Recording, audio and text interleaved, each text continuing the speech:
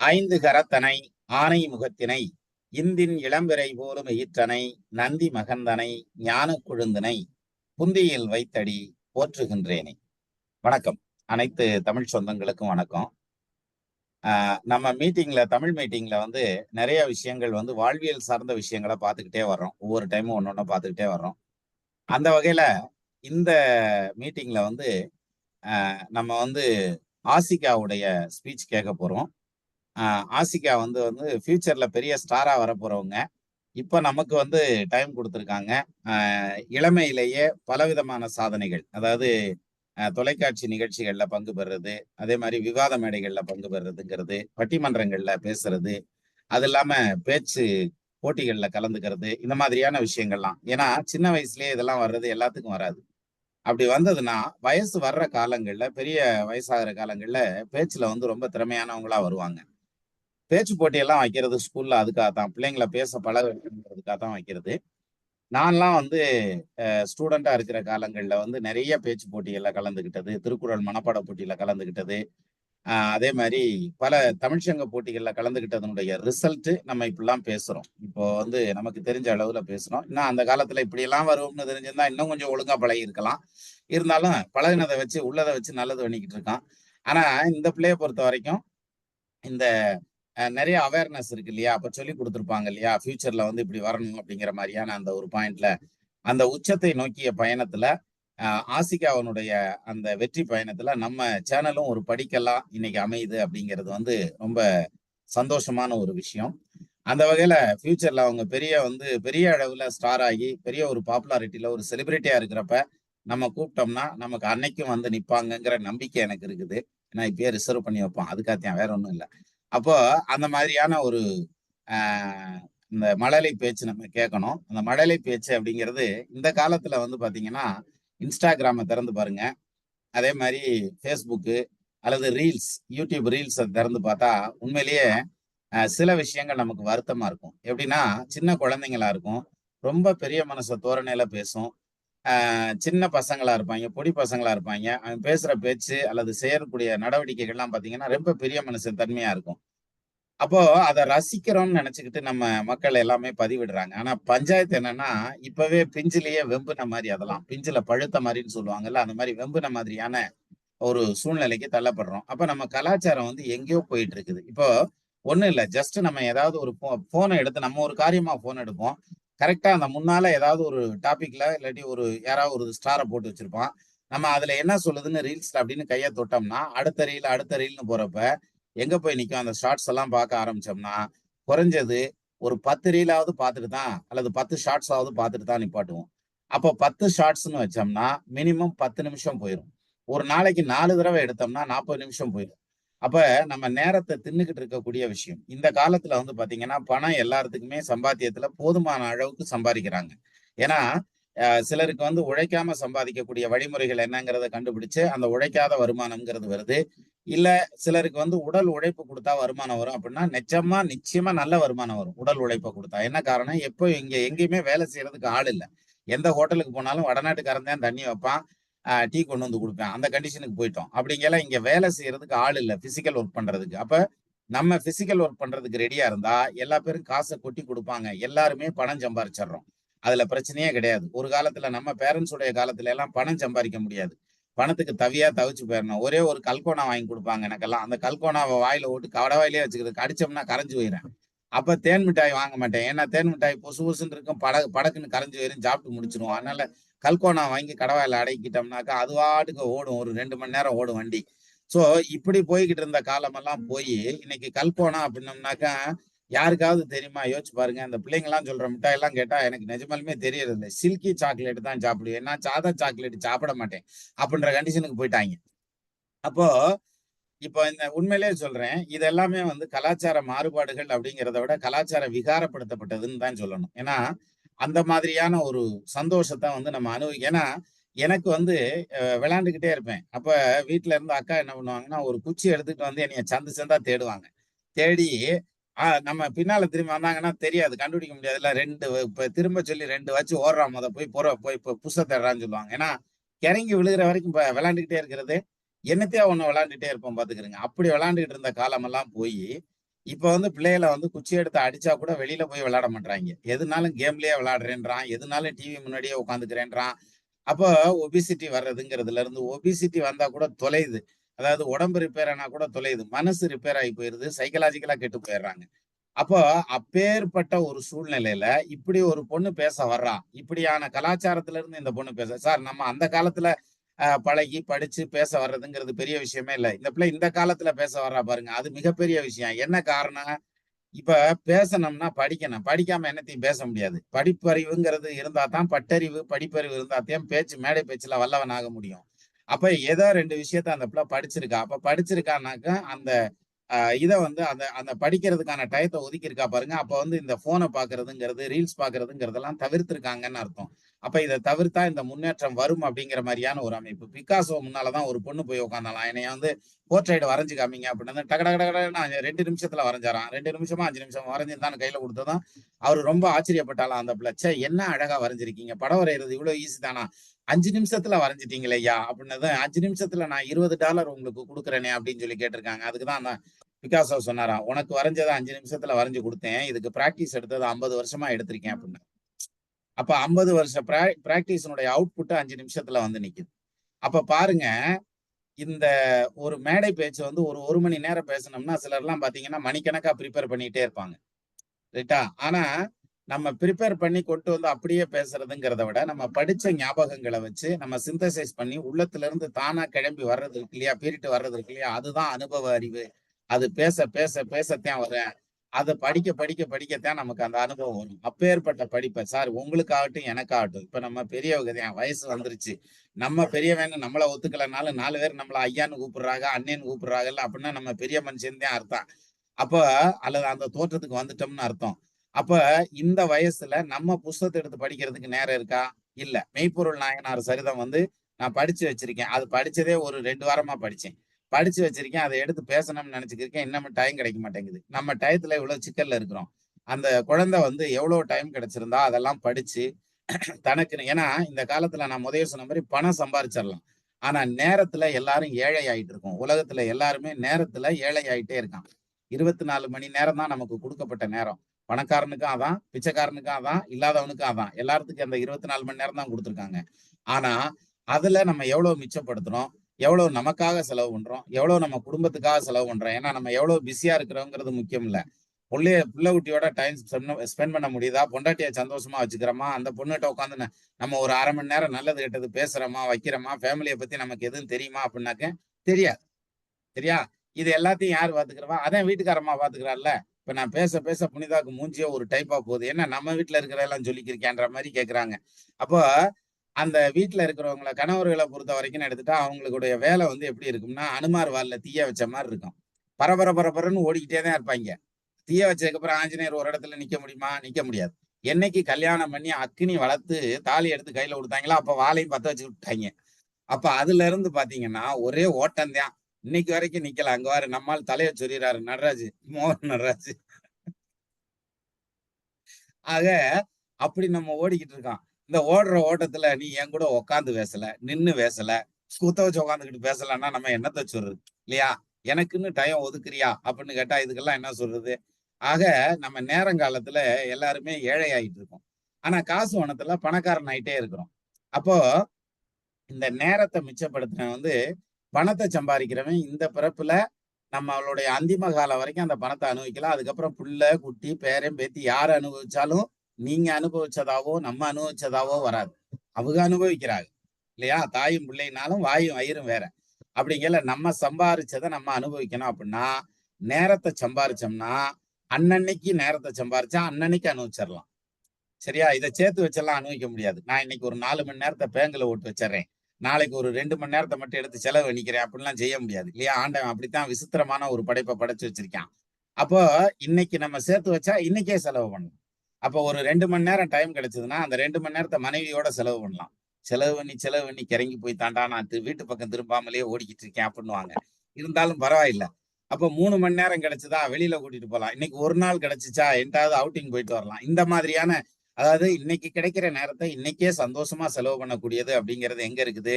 இந்த நேரத்த மிச்சம் பண்றதுல தான் இருக்குது. அப்பேற்பட்ட நேரத்த அந்த பிள்ளை வந்து தமிழுக்காக செலவு பண்ணி ப்ரிப்பேர் பண்ணி நம்மகிட்ட வந்து பேச வந்திருக்கு அப்படின்னாக்க அது பெருசா புத்தி சொல்லி நம்ம புரிஞ்சுக்க வேண்டாம். நம்மளுக்கு தான் எல்லாம் தெரியுமே. நம்ம எவன் சொன்னாலும் தான் கேட்க மாட்டோமே. எங்களுக்கு தான் தெரியும்ல இது. எங்களுக்கு தான் இதெல்லாம் தெரியும்ல அப்படின்றது இந்த பேச்சு எல்லாருமே பேசுவோம். ரைட்டா? கம்பர் என்ன சொல்லியிருக்காருன்னா, அவரு எவ்வளவோ சொல்லியிருக்காரு. என்ன இப்ப இந்த இதுல தான் சொல்லுவாங்க. எட்டயாவரத்தில் யார் பிறந்தார்? வாத்தியார் கேட்டிருக்காரு. எட்டயாவரத்துல யார் வந்தீங்க? அவன் மாணவன் எந்திரிச்சு பார்த்து, எட்டயாவரத்துல ஏகப்பட்ட பேர் வந்திருப்பான். உனக்கு யார் வேணும்? புரியுதா? அப்ப அது மாதிரி நம்ம வந்து இந்த அதாவது இந்த அந்த பிள்ளை சொல்ற அந்த வார்த்தை இருக்கு இல்லையா, அந்த மலையில அவ சொல்றாள் பேசுறா இல்லையா, அந்த பேச்சுத்தான் சார், அதுதான் சார் முக்கியம். அதைத்தான் சார் கேட்கணும். அப்ப அந்த வகையில இன்னைக்கு தன்னுடைய திறமையை வெளிப்படுத்த வந்த நிச்சயமா நான் சொல்றேன், அந்த பிள்ளை எதிர்காலத்துல ஒரு மிகப்பெரிய செலிபிரிட்டியா தான் வருவா. அப்பேற்பட்ட அந்த செலிபிரிட்டிய நம்ம தமிழ் சேனலின் சார்பாக வருக வருக வரவேற்று சிறப்புரையை ஆரம்பிக்குமாறு அன்போடு கேட்டுக்கொள்கிறேன். இந்த ஃபங்க்ஷனை நெறிப்படுத்துறது வந்து புனிதா இருக்காங்க, சக்தி புனிதா. அவங்க பார்த்துப்பாங்க. பாப்பா நீங்க வந்து உங்களுடைய அந்த திறனை வந்து வெளிப்படுத்தலாம். இது வந்து நிச்சயமா ஒரு நல்ல பிரேக் த்ரூவா இருக்கும் உங்களுக்கு. நல்ல ஒரு வாழ்க்கையில முன்னேற்றத்திற்கான ஒரு படிக்கட்டா நாங்களும் இருக்கிறதுல எங்களுக்கும் ரொம்ப சந்தோஷம். நீ இந்த மாதிரி வளர்ந்து வரையில நீ நல்ல ஒரு பெரிய பொசிஷனுக்கு வளர்ந்ததுக்கு அப்புறம் இந்த மாதிரி வளர்ந்து வர்ற பிள்ளைங்களை நிறைய பேரை நீயும் வளர்த்து விடணும் அப்படிங்கிறது என்னுடைய அன்பான வேண்டுகோள். இப்போது மேடை திரு ஆசிகா வசம். வாங்கம்மா. நன்றிங்க ஐயா. பொதிகை மலை தென்றலாய் புறப்பெடுத்த பூந்தமிழே, புயல் போல் ஏடுகளை பல புரட்டிச் சென்றவளே, எழுதுகோள் எடுக்கச் சொல்லி ஏடுகள் பல தொடுக்கச் சொல்லி விழுகின்ற போதும் அருவி என விழுந்தவளே, எழுகுதும் எரிமலையாய் எழுந்தவளே, தாயே தமிழே உன்னை வணங்குகிறேன். தமிழை நேசிக்கும் அத்துணை தமிழ் நெஞ்சங்களே, உங்கள் அனைவருக்கும் இந்த குட்டி தமிழச்சியின் அன்பார்ந்த வணக்கம். பொழுதுபோக்கிற்காக நிகழ்ச்சிகளை நடத்துவோருக்கு மத்தியில இந்த சமுதாயத்தை பழுது பார்க்க வேண்டும் அப்படிங்கிற நோக்கத்தோடு நல்லதொரு நிகழ்வை முன்னெடுத்திருக்கிற சின்ராஜ் தமிழ் யூடியூப் சேனல் அவர்களுக்கும், பொருளாளர் அவர்களுக்கும், செயலாளர் அவர்களுக்கும் அனைவருக்கும் இந்த குட்டி தமிழச்சியின் அன்பு வணக்கம். இன்னைக்கு தலைப்பு என்ன அப்படின்னா, யாதும் ஊரே யாவரும் கேளு. ஏன் இந்த ஒற்றை வரிய ஒரு தலைப்பா கொடுத்திருக்கோம் அப்படின்னா, இன்னைக்கு உலகம் முழுவதும் இந்தியாவை குறிப்பாக தமிழை திரும்பி பார்க்க ஒரு காரணம் இந்த யாதும் ஊரே யாவரும் கேளீர் என்ற வாசகம்தான். சங்க இலக்கியத்திலே கணியன் பூங்குன்றனார் எழுதிய ஒரே பாடல் இந்த யாதும் ஊரே யாவரும் கேளீர் என்கிற ஒரு பாடல் தான். இந்த பாடலுக்கான அங்கீகாரம் என்ன கிடைத்திருக்கிறது, எதுவாக உயர்ந்திருக்கிறது, தமிழனுக்கும் தமிழுக்கும் தமிழை நேசிப்போருக்கும் என்ன விதமான அடையாளங்களை கொடுத்திருக்கிறது என்று சொன்னால், இன்றைக்கு ஒட்டுமொத்த உலக நாடுகளும் ஒன்றிணையக்கூடிய ஐநா சபையின் நுழைவாயிலே யாதும் ஊரே யாவரும் கேளீர் என்ற கணியன் பூங்குன்றனாரினுடைய வரிகள் பொறிக்கப்பட்டிருக்கிறது என்று சொன்னால், இந்த தலைப்பிற்கான அடித்தளமும் இதிலிருந்துதான் துவங்குகிறது. தமிழ், தமிழன், தமிழ்நாடு இந்த மூன்றையுமே ஒரே ஒரு நேர்கோட்டில் பார்க்கக்கூடிய ஒரு தலைப்பு தான் இந்த யாதும் ஊரே யாவரும் கேளீர். அந்த காலத்துல வானத்தை பார்த்தே மழை வருமா வராதான்னு சொன்ன என்னுடைய பாட்டி வானிலை படிக்கவில்லை. மண்ணை பார்த்தே எந்த விதை விதைக்க வேண்டும், அது எப்போது அறுவடை செய்ய வேண்டும் என்று சொன்ன என் தாத்தா வேளாண்மை படிக்கவில்லை. மாட்டினுடைய வயிற்றை தடவியே சினை இருக்கிறதா இல்லையா என்று சொன்ன என் தந்தை வேளாண்மை கால்நடை மருத்துவமனை படிக்கவில்லை. ஆனால் எப்படி இதையெல்லாம் சாத்தியமானது என்று சொன்னால், தமிழன் எதையுமே மேம்போக்காக சொல்லிவிட்டு செல்லவில்லை. அடித்தளத்தில் அறிவியல் என்கின்ற தொழில்நுட்பத்தை வைத்துதான் சென்றிருக்கிறான் என்பதுதான் உண்மையான பொருளாக இருக்கிறது. ஆங்கிலத்திலே ஒரு ஆண் வருகிறான் என்று சொன்னால் he is coming அப்படின்னு சொல்லுவாங்க. இதே ஒரு பெண் வருகிறாள் என்று சொன்னால் she is coming என்று சொல்லுவார்கள். அது வந்தாலும் சரி, எது வந்தாலும் சரி, மொத்தமாக they is coming அப்படின்னு சொல்லுவாங்க. ஆனா தமிழில் மட்டும்தான் ரொம்ப சிறப்பாக அழகாக ஒரு ஆண் வருகிறார் என்று சொன்னால் அவள் வருகிறான் என்று சொல்லுவார்கள். பெண் வருவதாக இருந்தால் வருகிறாள் என்று சொல்வார்கள். அதுவாக இருந்தாலும் எதுவாக இருந்தாலும் வருகிறது என்று சொல்லுவார்கள். இப்படி பெயர் சொல்லிற்கு கூட எப்படி பெயர் சொல்லிற்கு கூட உயிர் ஊட்டிய மொழியாக இருப்பது நம்முடைய தாய்மொழியான தமிழாகத்தான் இருக்கிறது. அதனால்தான் இன்றைக்கு யாதும் ஊரே யாவரும் கேளீர் என்று சொல்லுகிறோம்.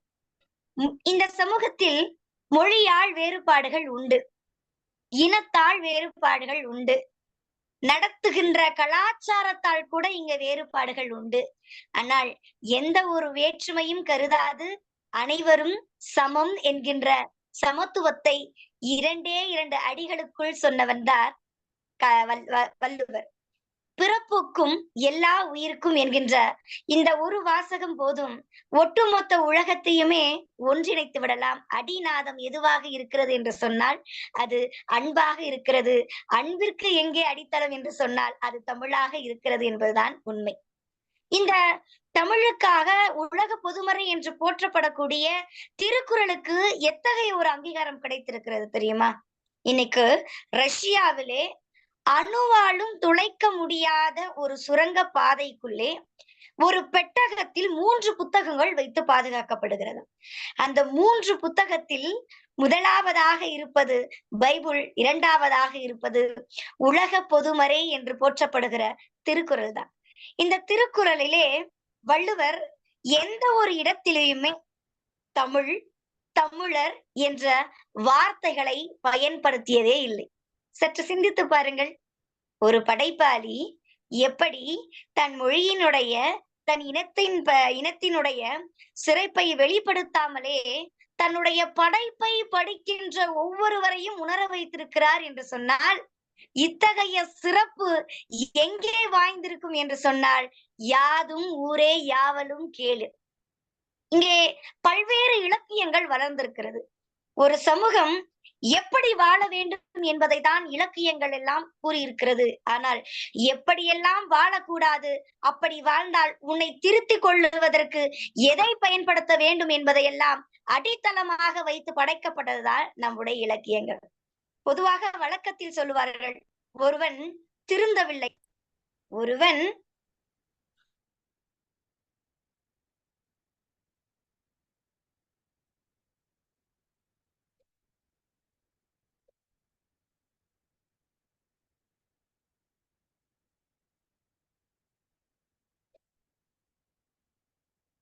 இடையூறுக்கு மன்னிக்கவும், மழையின் காரணமாக இணையம் சரியாக கிடைக்கவில்லை. பரவாயில்லப்பா, கண்டினியூ பண்ணுங்க. ஒருவர் திருந்தவில்லையா, அவர்களுக்கு 2 அடி கொடுங்கள். ஒருவன் திருந்தவில்லையா, அவனுக்கு 2 அடி கொடுங்கள். ஆம், வள்ளுவனின் 2 அடி கொடுங்கள், அவன் திருந்து விடுவான் என்று சொல்லுகிறார்கள். அத்தகைய ஒரு மேன்மை வாய்ந்த சிந்தனை நிறைந்த உலக பொதுமறை நூலாக இருப்பதுதான் இந்த திருக்குறளாக இருக்கிறது. சரி, திருக்குறளுக்கு மட்டும்தான் இத்தகைய சிறப்புகள் எல்லாம் இருக்கிறதா என்று பார்த்தால் இல்லை. திருக்குறளை கடந்து இலக்கியங்கள் என்னவாக எல்லாம் சொல்லிக் கொண்டிருக்கிறது என்று பார்த்தால் மனிதநேயம் இந்த சமூகத்திலே பேசப்பட்டு கொண்டிருக்கக்கூடிய ஒன்றுதான். ஆனால் உயிர்மநேயம் என்கின்ற ஒன்றை நம்முடைய இலக்கியங்கள் எவ்வளவு அழகாக எடுத்து இயம்பிருக்கிறது தெரியுமா? நச்சினையிலே இப்படி ஒரு காட்சி இருக்கிறது. தலைவனும் தலைவியும் ஒன்றிணைந்திருக்கிறார்கள். ஊழல் புரிந்து கொண்டிருக்கிற நேரத்திலே காதலனான தலைவன் தலைவியை தீண்ட வருகிறான். தீண்டுகிற நேரத்திலே தலைவி சொல்லுகிறாள், என்னை தொடாதே என்று சொல்லுகிறார். தலைவன் சொல்லுகிறான், ஏன் அப்படி சொல்லுகிறாய் என்று கேட்கும்போது, இங்கு யாரோ ஒருவர் இருக்கிறார் என்று தலைவி சொல்லுகிறார். தலைவனும் சுற்றி முற்றி பார்க்கிறான், அங்கு யாருமே இல்லை. மறுபடியும் தலைவியை தொட போகிறார். தலைவி மறுபடியும் சொல்லுகிறார், என்னை தீண்டாதே, இங்கே யாரோ ஒருவர் இருக்கிறார் என்று. மறுபடியும் தலைவன் திரும்பி பார்க்கிறான், அங்கே யாரும் இல்லை. யார்தான் இருக்கிறார் என்று தலைவிடத்திலே கேட்டபோது, இதோ பார், இங்கே இருக்கிறது ஒரு புன்னை மரம். இந்த புன்னை மரம் நான் சிறு வயதிலேயே விளையாடும் போது என் அம்மா எனக்கு சொல்லிக் கொடுத்தால், இது உன் உடன்பிறவா சகோதரி என்று. அப்படி நான் பிறந்ததிலிருந்து நான் வளர்கின்ற அத்துணை நொடியிலுமே இவள் எனக்கு சகோதரியாக இருந்திருக்கிறாள். அப்படி இருக்கும் மாத்திரத்தில் எப்படி என் சகோதரி முன்னால் உன் தீண்டலை நான் ஸ்பரிசிப்பேன் என்று சொல்லுகிறார். ஆக உயிர்மநேயம் என்பது ஈரறிவாக இருக்கட்டும், மூன்றறிவாக இருக்கட்டும், நான்கறிவாக இருக்கட்டும், அதை பற்றித்தான் நாம் பேசிக் கொண்டிருக்கிறோம். ஆனால் ஓரறிவு உடைய மரத்திற்கு கூட அது பொருந்தும் என்கின்ற உயிர்மனேயத்தை நம்முடைய இலக்கியத்திலேயே படைத்து இந்த உலகத்திற்கே கொடுத்ததால் தான் இதை யாதும் ஊரே யாவரும் கேளீர் என்று சொல்லுகிறோம்.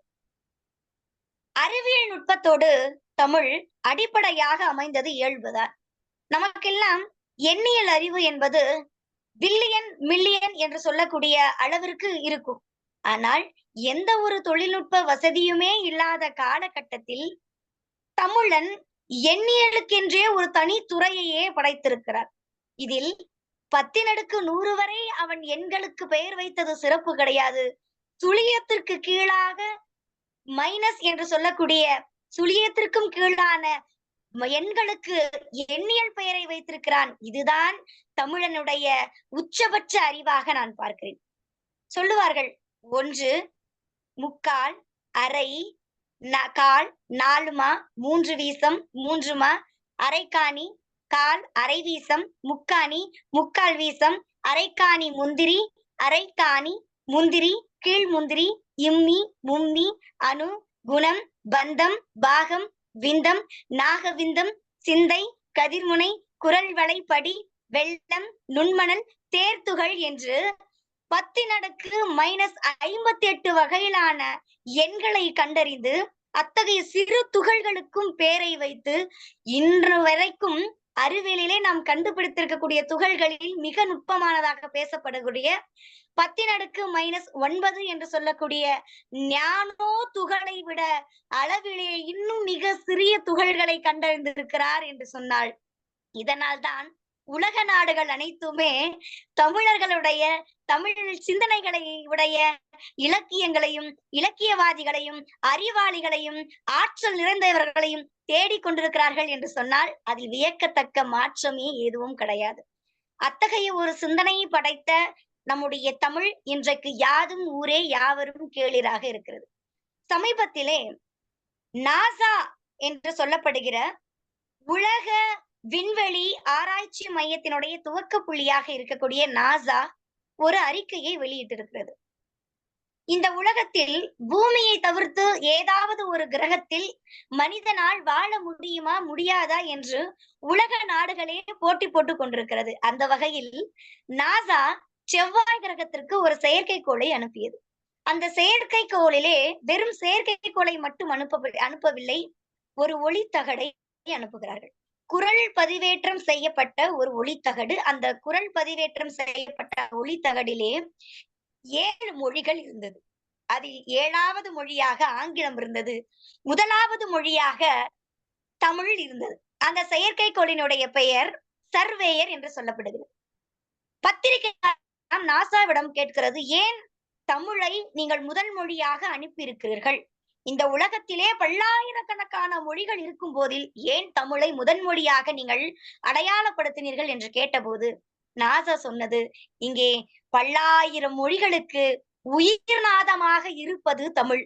ஒருவேளை வேற்று கிரகத்திலே ஒரு மனிதன் இருந்தால் அவனுக்கு நிச்சயம் தமிழ் பேச தெரியும். அதனால் தான் நாங்கள் தமிழ் மொழியை முதன் மொழியாக குரல் பதிவேட்டை செய்து விண்ணிற்கே செலுத்தி இருக்கிறோம் என்று நாசா சொல்லுகிறது என்று சொன்னால், இன்றைக்கு நாம் எல்லாம் நம்மிடத்தில் இருக்கக்கூடிய சிறப்பை உணராமல் இருக்கிறோம். ஆனால் அண்டை நாட்டவர்கள் எல்லாம் நம்முடைய சிறப்பை உணர்ந்து கொண்டிருக்கிறார்கள்.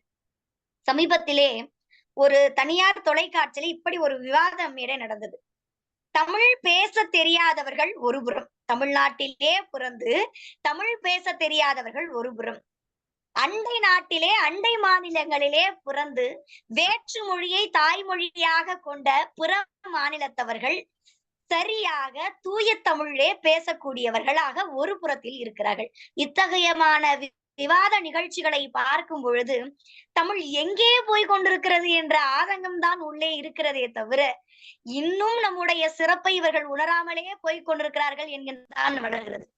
இத்துணை வளங்களையும் இத்துணை சிறப்புகளையும் இத்துணை கலாச்சார கூறுகளையும் கொண்டிருக்கிற நம்முடைய தமிழை அடுத்த தலைமுறைக்கு அழித்த தலைமுறையாக இல்லாமல் அழிக்கும் தலைமுறையாக நாம் இருக்க வேண்டும் என்பதுதான் என்னுடைய விண்ணப்பமாக இருக்கிறது. இங்க கீழடியிலே ஒரு ஆராய்ச்சி நடந்தது. தமிழர்களுடைய பண்பாட்டினுடைய நாகரிக கூறுகளை எல்லாம் ஆராய்ச்சி செய்வதற்காக அங்கு அகழாய்வு நடத்தப்பட்டது. அப்பொழுது கிடைத்தது தங்கத்தாலான தொங்கட்டான் கிடைத்தது. அது நமக்கு சிறப்பல்ல. பெரிய பெரிய தாழிகள் கிடைத்தது. அது நமக்கு சிறப்பல்ல. 2600 ஆண்டுகளுக்கு முன்பால் எந்த ஒரு சடங்கு குறியீடும், எந்த ஒரு சமய குறியீடும், எந்த ஒரு சாதி குறியீடும் இல்லாத தமிழ் எழுத்துக்கள் கிடைத்திருக்கிறதே, இதுதான் நம்முடைய இனத்தினுடைய அடையாளமாக இருக்கிறது. தமிழின் சிறப்பை இந்த உலகத்திற்கு சொல்ல ஈரடியும் 4 அடியும் போதாது என கீழடியும் வந்து விட்டது. ஆனால் நம்மவர்களுக்கு மட்டும்தான் தமிழ் மொழியினுடைய சிறப்பே உணராமல் இருக்கிறார்கள் என்னும் மாத்திரத்திலே எப்பொழுது இந்த நிலையெல்லாம் மாறும்? எப்பொழுது நம்மளுடைய தமிழை அவர்கள் நேசிக்க ஆரம்பிப்பார்கள்? ஆரம்பத்திலே சொன்னேன், ஐநாவினுடைய நுழைவாயிலே யாதும் ஊரே யாவரும் கேளீர் என்ற கணியன் பூங்குன்றனாருடைய வசனம் பொதிக்கப்பட்டிருக்கிறது. ஆனால் இன்றைக்கு நம்முள் எத்தனை பேர் தமிழிலே கையெழுத்து போட தயாராக இருக்கிறோம்? பள்ளிக்கூடங்களிலே இன்றைக்கு அரசு பள்ளிக்கூடங்களை தவிர்த்து விட்டு தனியார் பள்ளிக்கூடங்களிலே தமிழில் பேசினால் ஃபைன் என்று கட்டணத்தை செலுத்த வேண்டும் என்று மாணவர்களுக்குள்ளே தமிழின் மீதான எண்ணத்தை குறைக்கின்ற முயற்சிகள் ஈடுபட்டு கொண்டிருக்கிறதே. இந்த நிலையெல்லாம் எப்போது மாறப்போகும்? ஏனென்றால் எங்கள் முன்னோர்கள் எங்களுக்கு கொடுத்த தமிழ் இருக்கிறது. ஆனால் அடுத்த தலைமுறைக்கு இங்கே கொடுப்பதற்கு எதுவுமே இல்லாத நிலைமைக்குத்தான் இன்றைக்கு நாம் ஆளாக்கி கொண்டிருக்கிறோம். சாட்வே அந்த சர்வேயர் என்று சொல்லப்படுகிற அந்த நாசாவினுடைய தேடல்கள் இன்னும் தொடர்ந்துதான் இருக்கிறது.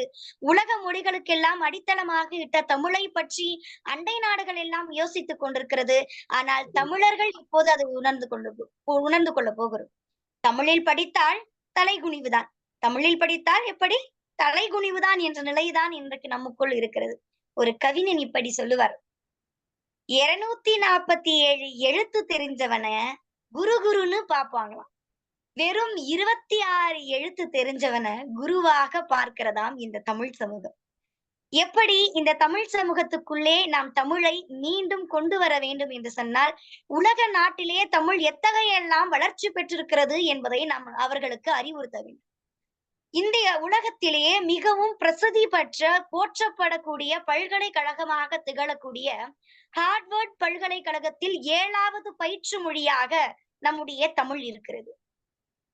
திருவெம்பாவை, திருப்பாவை என்று சொல்லப்படுகிற சமய இலக்கியங்கள், அதாவது பக்தி இலக்கியங்கள் ஆக சொல்லப்படுகின்ற இத்தகைய பாடல்கள் இன்றைக்கு தாய்லாந்து நாட்டிலே அங்கே முடிசூடி கொள்ளுகிற மன்னருக்கு முடிசூட்டு விழாவிலேயே பாடப்படுகிறது என்று சொன்னால் தமிழ் அங்கெல்லாம் வளர்ச்சி பெற்றிருக்கிறது. சரி, இதையெல்லாம் கடந்து வந்து சிங்கப்பூரிலே சாதாரணமாக குடிக்கிற குடுவை தண்ணீர் குடுவையில் கூட திருக்குறள் பொதிக்கப்பட்டிருக்கிறது. மலேசியாவிலே பேருந்திலே திருக்குறள் பொறிக்கப்பட்டிருக்கிறது. ஆனால் இன்றைக்கு நம்முடைய தமிழர்கள் நெஞ்சத்திலே தமிழ் இருக்கிறதா? சீனம் பேச தெரியாத ஒரு சீனர் இல்லை. பிரெஞ்சு பேச தெரியாத பிரெஞ்சுக்காரர்கள் இல்லை. ஆங்கிலம் பேச தெரியாத ஆங்கிலேயர்கள் இல்லை. ஆனால் தமிழ் பேச தெரியாத தமிழர்கள் இந்த சமூகத்திலே இருக்கத்தான் செய்கிறார்கள். அதற்காக ஆங்கிலத்தை மதிக்க வேண்டாம் என்று நாங்கள் சொல்லவில்லை. நம்முடைய தமிழை மிதிக்காதீர்கள் என்றுதான் சொல்லுகிறேன்.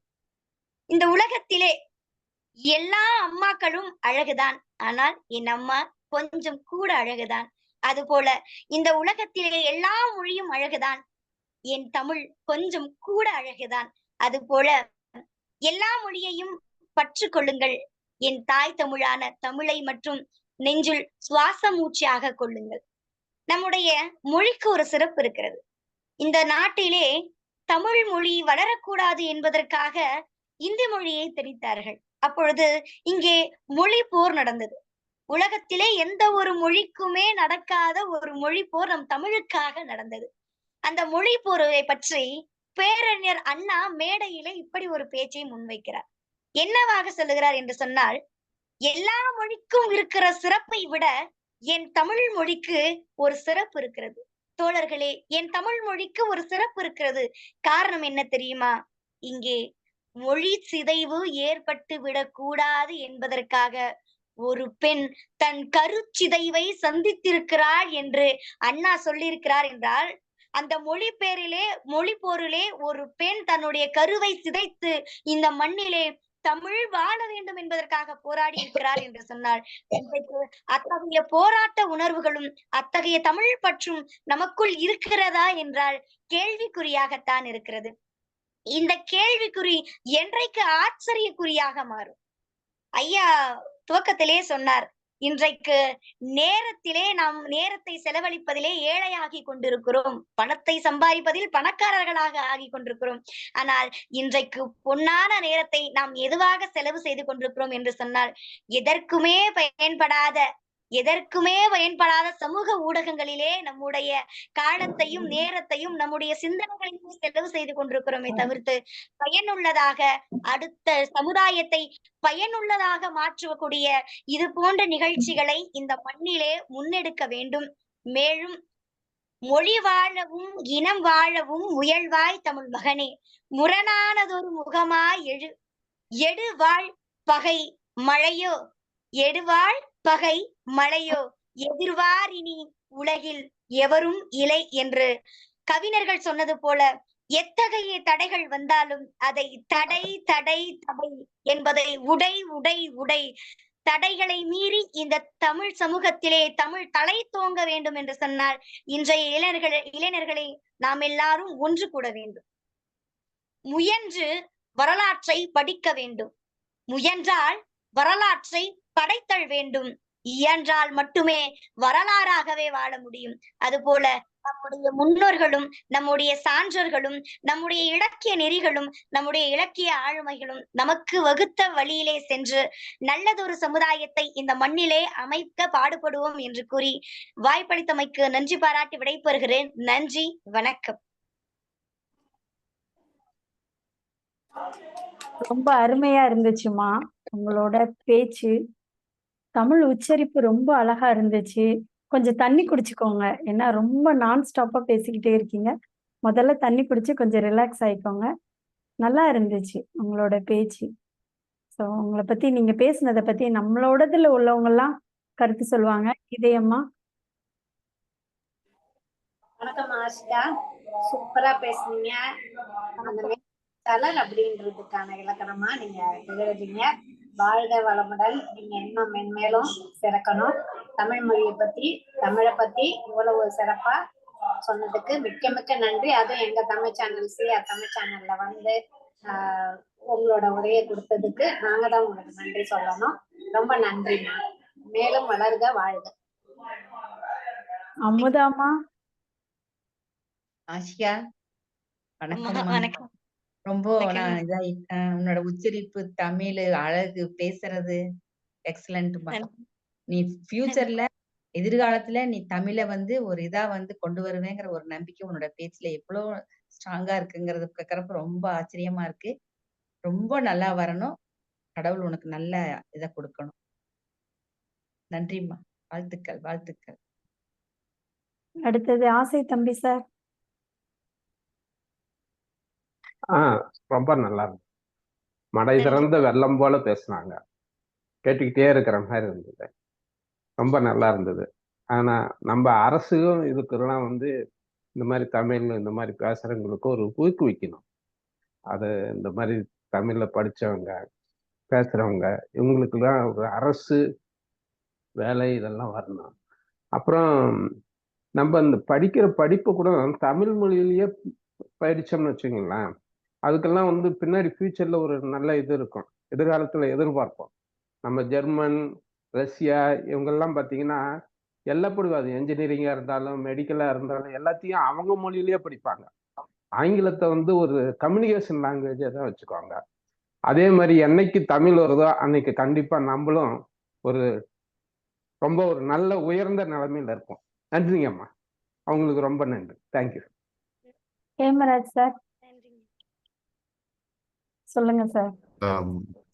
தங்கச்சி நல்லா பேசுனீங்க. எனக்கு ரொம்ப பிடிச்சிருந்துச்சு நீங்க சொன்ன ஃபேக்ட்லாம். உங்களை மாதிரி எனக்கும் பேசுறதுக்கு ஆசை.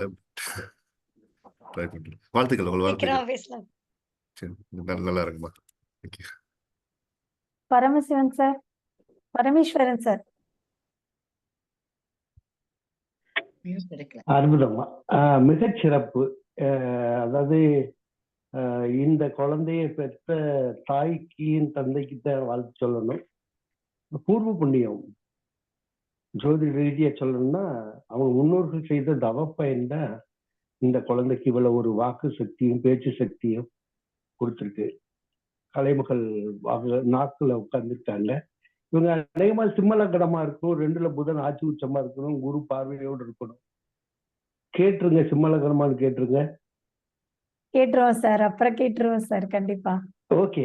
ஆமா, உண்மையிலேயே அருமையான பேச்சு, எடுப்பு, தொடுப்பு, பிளஸ் இவங்களுடைய அந்த ஆர்கனைசேஷன் இந்த அளவுக்கு பண்ணிருக்காங்கன்னா இந்த வயசுல சின்ன பொண்ணுதான். குடும்பம் அந்த அமைப்பு கூட என்னன்னு தெரியாத அளவுக்கு டிகிரி காலேஜ் படிக்கிறாங்களா, படிக்கக்கூடிய ஒரு பொண்ணா தெரியுது.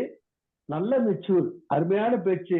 பிற்காலங்கள்ல ஒரு தமிழ் பேராசிரியராக வளர இந்த நேரத்தில் வாழ்த்த வாய்ப்பு கொடுத்த நமது குருநாதர் அவர்களுக்கும் அனைவருக்கும் நன்றி கூறி விடைபெறுகிறேன். நன்றி, வணக்கம். Sir Velmurugan sir.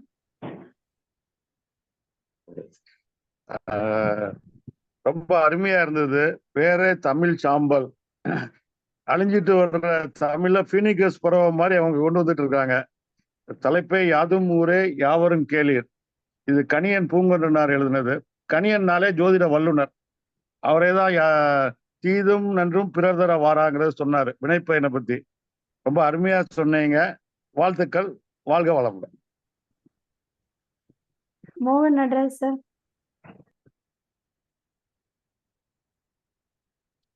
அருமையான பேச்சு, நிதானமான நிறுத்தி அழகா பேசுனீங்க.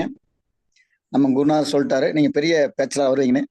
வாழ்த்துக்கள்மா, super, thank you sir. Tamil Manikandan சார்னு ஜாயின் பண்ணியிருக்காங்க. வணக்கம். வணக்கம் சார், சொல்லுங்க, எப்படி பேசுனாங்க? நான் என்னுடைய அன்பிற்கிணைய தோழமை விரிவுரையாளர் கரூர் மோகன்ராஜ் ஐயாவுடைய வரவேற்புல இணைந்தேன். நிறைவு நேரத்துலதான் சரியாக ஒரு 5 மணித்துளிகள் நான் இந்த நிறைவா இணைந்திருக்கக்கூடிய வகையில எனக்கு இந்த வாய்ப்பு கிட்டியது. அன்பிற்கிணைய தங்கை கிருஷ்ணகிரி ஆஷிகா அவர்களை நான் நன்கு அறிவேன்.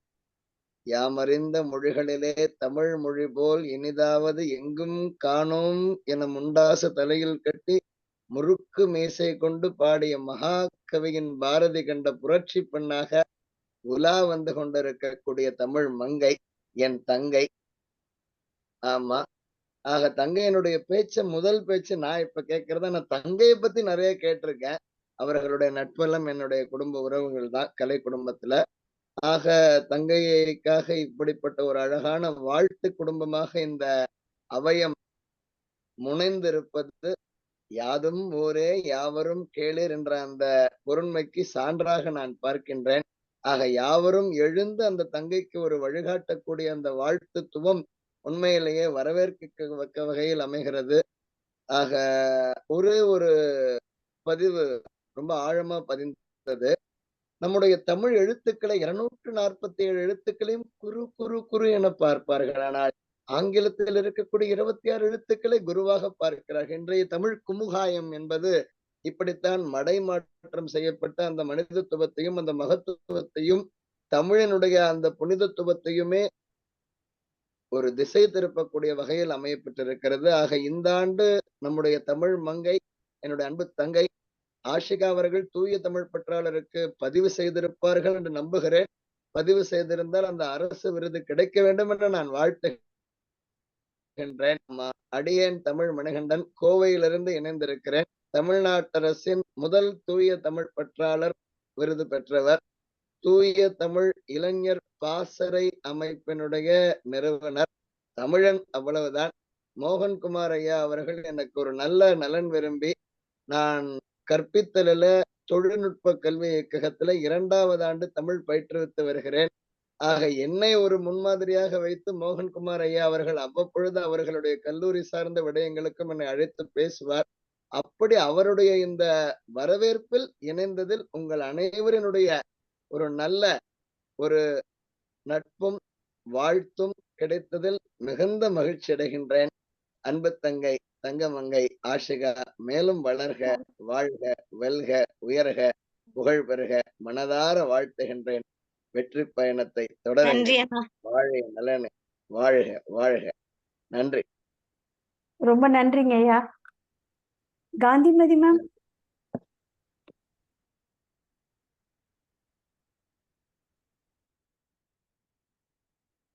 மேம் காந்திமதி மேம் இருக்கீங்களா? நான் கூப்பிட்டுக்கிறேன். அமுதா மேம் பேசிட்டாங்களா? ஆமா, அமுதா மேம் தான் ஃபர்ஸ்டே பேசிட்டாங்கல்ல. நீங்க சொல்லுங்க. ஓகேம்மா. இல்ல நம்ம இது பண்ணிக்கலாமா, என் பண்ணிக்கலாமா? நீ கால் பண்றியா? ஆமாம்மா, நான் கால் பண்றேன் மேம். ஓகே ஆஷிகா, சூப்பர்மா. உண்மையிலுமே தமிழை வந்து இந்த காலத்துல இப்படிப்பட்ட இளைய சமுதாயம்லாம் வந்து தமிழ் மொழியில் இது பற்றுக்கொண்டு இப்படி உங்களை ஈடுபடுத்தி கொள்வதே வந்து ஒரு மிகச்சிறந்த விஷயம்தான். இப்போ நீங்க சொன்னாப்புல உலக நாடுகளுக்கு வந்து நம்ம தமிழ் மற்றவங்கெல்லாம் எடுத்து எல்லாம் போற்றி புகழ்ந்துகிட்டு இருக்கிறாங்க. நம்ம தான் வந்து அதை வேற எப்பயுமே இருக்கிற இடத்துல உள்ளவங்களுக்கு அதோட பெருமை தெரியாது அப்படின்னு சொல்லுவோம் இல்லையா? ஸோ அந்த மாதிரி இதுல நம்ம இன்னும் வாழ்ந்துகிட்டு இருக்கிறோம். நம்ம வெளியில போறப்ப ஆனா நிச்சயமா தமிழோட பெருமை வந்து ஒருத்தவங்க நம்ம இங்க தமிழனா நம்ம வெளியில போகும்போது அதோட பெருமையும் அதோட உயர்வையும் வந்து அங்க உணர்வோம். அது ஒவ்வொருத்தருமே வெளிநாட்டுல வாசிக்கிறவங்களா இருக்கட்டும், யாரை கேளுங்க, அப்ப அவங்களுக்கு வந்து அந்த தமிழோட இத உணர்வு வந்து அதிகமா இருக்கும். அதோட பெருமையும் அவங்க அங்க வெளியில போய் தான் உணர்வாங்க. இங்க இருக்கிற வரைக்கும் தெரியாது, வெளியில போறப்ப நிச்சயமா உணர்வாங்க. ஸோ அந்த வகையில உலகம் முழுதுக்கும் வந்து நம்ம தமிழ் வந்து பெருமையை தமிழின் பெருமையை வந்து உலகம் முழுதும் பறைசாற்றி கொண்டுதான் உள்ளோம். அதற்காக பாடுபடும் தங்களை போன்ற அனைவருக்கும் மிக்க நன்றி. சிறந்த சிறப்பான வாழ்வை தர வளமுடன் வாழ்த்துகிறேன். ஆஷிகா எப்படின்னா, நான் கால் பண்ணின உடனேயே அடுத்த செகண்டே யோசிக்கவே இல்லை, சரிங்க மேடம் அப்படின்னு ஒரே வார்த்தையில எனக்கு சொல்லி கொடுத்தாங்க. அவங்க என்ன படிக்கிறாங்கன்னு அவங்களே சொல்லுவாங்க. ஆஷிகா, நீங்க உங்களை பத்தி சொல்லுங்க. அம்மா வணக்கம். அம்மா, நான் எம்எஸ்சி கெமிஸ்ட்ரி முடிச்சிருக்கேம்மா. இப்போ முதுநிலை கல்வியல் 1ஆம் ஆண்டு படிச்சிட்டு இருக்கேங்கம்மா. நீங்க அங்கே கிருஷ்ணகிரி? அவங்க கிருஷ்ணகிரியில படிக்கிறேங்கம்மா. செயின்ட் ஜோன்ஸ் கல்வியல் கல்லூரியில படிக்கிறேங்கம்மா, கிருஷ்ணகிரி. அதான் இதுல வந்து நம்ம படிக்கக்கூடிய துறைக்கும் தமிழ் மொழிக்குமே நம்மளுக்கு சம்பந்தம் இல்லை. இதுதான் பல பேர் செய்யற இது என்னன்னா, தமிழ்ல படிச்சா மட்டும்தான். அப்படி கிடையாது. நம்ம எந்த இதுல வேணாலும் எந்த ஃபீல்டுல வேணாலும் நம்ம பரிமளிக்கலாம். ஆனா தமிழ் அப்படின்ற ஒண்ண நம்ம எப்பயும் நம்ம கூடவே நம்ம எடுத்துக்கிட்டு அதோட பெருமையை வந்து சொல்றதுக்கு எவ்வளவோ இருக்கு, நிறைய இருக்கு. நம்ம வந்து மீண்டும் வந்து இளைய சமுதாயத்திடம் அந்த தமிழ் போய் சேர வேண்டும் அப்படின்ற ஒரு ஆதங்கம் இருக்கு, ஆவலும் இருக்கு. அது போய் சேர்ந்தாலே சூப்பர். ஆமா. ஓகே ஆஷிகா, கண்டிப்பா நீங்க இன்னமும் நம்ம தமிழ் சேனலோட கண்டினியூஸா நீங்க இருக்கணும். நிறைய ப்ரோக்ராம் நம்மளோடதுல இருக்கும். நிறைய வந்து நீங்க பேசணும். கண்டிப்பா நீங்க எல்லாத்துக்கும் நான் இப்பதான் ஃபர்ஸ்ட் டைம் அவங்களே ஆமா, நாங்க இருக்கு தமிழ் ப்ரோக்ராம் தான் நாங்க நடத்தி. தமிழ் மணிகண்டன் சார், நீங்களும் நம்ம தமிழோட நம்ம தமிழ் சேனல் தொடர்பு இருக்கணும் சார். தமிழ் மணிகண்டன் சார், ரொம்ப நன்றிங்க சார். நீங்க வந்து இப்படி நீங்க பேசின தமிழை கேட்டு என்ன சொல்றது, கிறங்கிது. ஆமா, அந்த அளவுக்கு. பட் உங்களோட உயர்வான ஒரு நிலையில இருக்கக்கூடிய உங்களை வந்து நாங்க வாழ்த்துறதுக்கும் இருக்கோ தெரியாது, அந்த அளவுக்கு எனக்கு தெரியல. ஆனா உங்களோட அந்த தமிழ் உச்சரிப்பா இருக்கட்டும், நீங்க பேசி விதமாகட்டும், அது வந்து உங்களை பத்தி நல்லாவே சொல்லுது, தெரியுது. நீங்க உங்களோட பேச்சுல இருந்தே நீங்க யார் அப்படின்றது. ஸோ உங்களோட பங்களிப்பு எங்களோட தமிழ் சேனலுக்கு வேண்டும். ஸோ நீங்களும் அவ்வப்போது வந்து எங்களுக்கான நிகழ்ச்சிகளை தொகுத்து கொடுக்குமாறு வேண்டி கேட்டுக்கொள்கிறேன். நடராஜ் சார், நீங்க ஹேண்ட் ரைஸ் பண்ணிருக்கீங்க சார். ஆமா மேடம், அவரு சார் வந்து கோயம்புத்தூர் காலேஜ்ல ஒர்க் பண்ணிட்டு இருக்காரு. நம்ம ப்ரோக்ராமுக்கு அடுத்தடுத்து கூப்பிடணும்னு சொல்றேன் மேடம். அதுக்குதான் இப்பயே சொல்லிருக்கோம் வரணும் அப்படின்னு. ஆசிகா, தமிழ் மணிகண்டன் சார்லாம் எல்லாரையும் வச்சு பட்டிமன்றமே நடத்திடுவோம். நம்மளோடதுல நம்மளோடது நிறைய இருக்கிறாங்க. நான் இவங்களையும் இப்பதான் நான் பாக்குறேன், ஆஷிகாவையே. ஆஷிகாவோட நம்பர் கொடுத்தவங்க, அதுக்கு முன்னாடி உள்ளவங்க ஒரு 2-3 பேர் எல்லாருமே மேடை பேச்சாளர், பட்டிமன்ற பேச்சாளர், தமிழ் சிறப்பாளர். இவங்க எல்லாருமே கண்டிப்பா நம்மளோட சின்னராஜ் தமிழ் சேனல்ல தொடர்புல இருப்பாங்க. கண்டிப்பா அவங்க எல்லாம் திரும்ப திரும்ப வந்து பேசணுங்கிறது என்னோட வேண்டுகோள், எங்களோட எல்லாரோட வேண்டுகோளும் கூட. சார் ஹேமராஜ் சார், நீங்க ஹேண்ட் ரைஸ் பண்ணிருக்கீங்க சார். இல்ல மேடம், அந்த ஒரு சின்ன கொஸ்டின் தான். தமிழ் சாம்பல் போட்டிருக்காங்களே, அதுக்கு வேற ஏதாச்சும் அர்த்தம் இருக்கா, இல்ல ஏதாச்சும் ஸ்பெஷல் மீனிங் இருக்கான்னு தெரிஞ்சுக்கலாம். கியூரியஸா, கொஞ்சம் ஆர்வமா இருக்கு. சாம்பல்ன்ற ஆஷிகா இல்ல சார், ஐயா முன்னாடியே சொல்லி ஐயா சொன்னது மாதிரி தாங்க. நான் வந்து ஃபர்ஸ்ட் வந்து தமிழ் வேருன்னு தான் வந்து வச்சிருந்தேங்க. இது வந்து யூடியூப் சேனல் நானும் ஒன்று ரன் பண்ணிக்கிட்டு இருக்கேங்கய்யா. அதுக்கப்புறம் வந்து நிறைய விஷயங்கள் வந்து நம்ம மனசுல வந்து தாக்கம் ஏற்படுத்தும் போது எப்பவுமே சாம்பல் அப்படிங்கிற ஒரு விஷயத்துல வந்து எதுவுமே இருக்காது, அது இன்னுமே இல்லை அப்படிங்கிற மாதிரி சொல்லுவாங்க. ஏன்னா வந்து பக்தி சம்பந்தமாகவும் இந்த தலைப்பை வச்சேன். அதே சமயத்துல இந்த தமிழ் சமூகத்துல சாம்பல்ல இருந்து புறப்பட்ட ஒரு பீனிக்ஸ் இருக்கணும் அப்படிங்கிறதுக்காகவும் இதை வச்சேங்கய்யா. பக்தி ரிலேட்டட் அப்படின்னா, இந்த உலகத்துல எல்லாமே அழிஞ்சாலும் கடைசியில நிக்கிறது இந்த சாம்பல் தான். அந்த சாம்பல் வந்து பாத்தீங்கன்னா திருநீரினுடைய அடையாளம். சரி, எம்பெருமானுடைய அருள் இருக்கணுங்கிறதுக்காகவும் சாம்பல்னு வச்சாங்கய்யா. தமிழ் சாம்பல். Super super.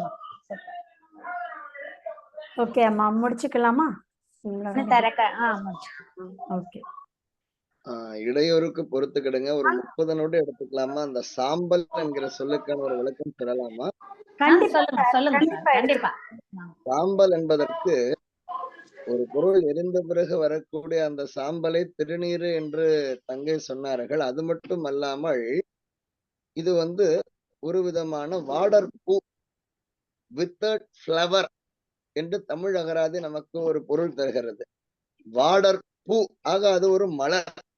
அது மட்டும் அல்லாமல் இது முதுமை நிலை, முதுமையிலும் கூட இளமையிலாக மலர்ந்து கொண்டே இருக்கக்கூடிய ஒரு பொருள்.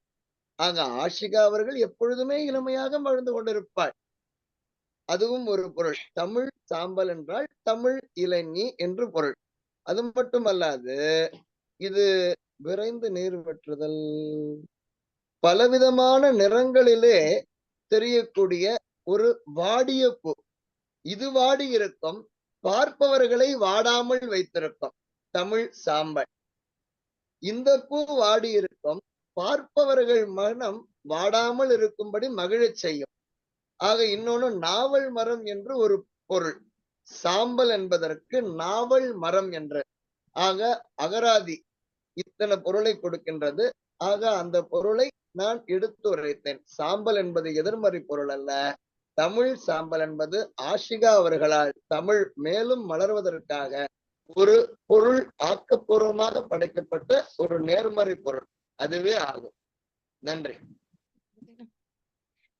நன்றிங்க மணிகண்டன் சார், நன்றி, மிக்க நன்றி. தங்களது விளக்கத்திற்கு மிக்க நன்றி.